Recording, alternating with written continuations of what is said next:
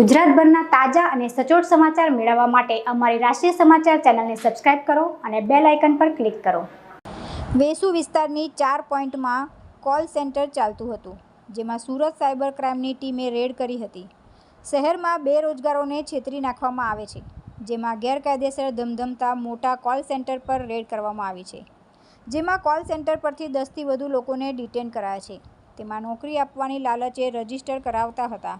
Registration કરાવ્યા બાદ ફીની માંગણી કરતા હતા, જેમાં લર્ન એન્ડ અર્ન નામનું કોલ સેન્ટર દ્વારા છેતરપિંડી કરવામાં આવતી હતી।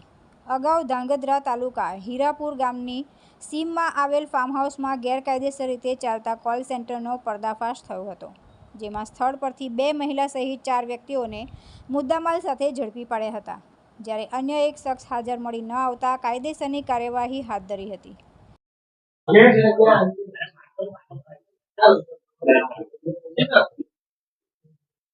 સુરત સાયબર સેલ દ્વારા વેસુમાં 4 પોઈન્ટ કોમ્પ્લેક્સમાંથી ગઈકાલે એક learn and earn TFG service જે એક કોલ સેન્ટર પકડી પાડવામાં આવ્યું છે।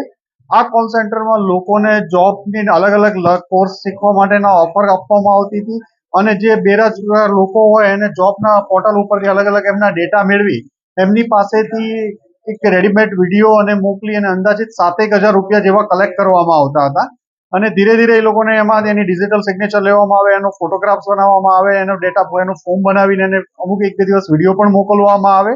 આવી રીતે એક આ ચીટિંગનું ચાલતું હતું। પછી જો 7,000 રૂપિયા મેળવ્યા પછી પણ એમને ન થાય તો આગળ એમને ગ્રાહક સુરક્ષામાં અને એની અલગ અલગ સાઇટ ઉપરની ખોટા ફોટા મોકલી 44,000 રૂપિયા જેટલું બીજા એમની પાસે વધુ માંગવામાં આવતા હતા કે જો આ નહીં આપવામાં આવે તો તમારી પાસેથી લીગલ એક્શન લેવામાં આવશે। એમ ગ્રાહક સુરક્ષાની સાઇટ ઉપર જઈ અને એક આખું એનું ફોર્મ જનરેટ કરે, એની ડિજિટલ સિગ્નેચર, એનું ફોર્મ પહેલેથી હોય તો એ બધું સાથે અપલોડ કરી અને એમને બ્લેકમેલિંગ કરી અને એમની પાસેથી પૈસા વસૂલવામાં આવતા હતા। ધાંગધ્રા તાલુકાના હીરાપુર ગામની સીમમાં સર્વે નંબર 30માં આવેલ કુબેર ફાર્મ હાઉસમાં અમદાવાદના અમુક શખ્સો દ્વારા ગેરકાયદેસર રીતે કોલ સેન્ટર ચલાવી વિદેશી નાગરિકોનો સંપર્ક કરી તેમની પાસેથી અમેરિકન ડોલર તેમજ ડિજિટલ કરન્સીના બદલામાં વર્ચ્યુઅલ રીતે રકમ મેળવી છેતરપિંડી કરતા હોવાની બાતમીના આધારે ધાંગધ્રા તાલુકા પોલીસે રેડ કરી હતી, જેમાં સમગ્ર કોલ સેન્ટરનો પર્દાફાશ થયો હતો।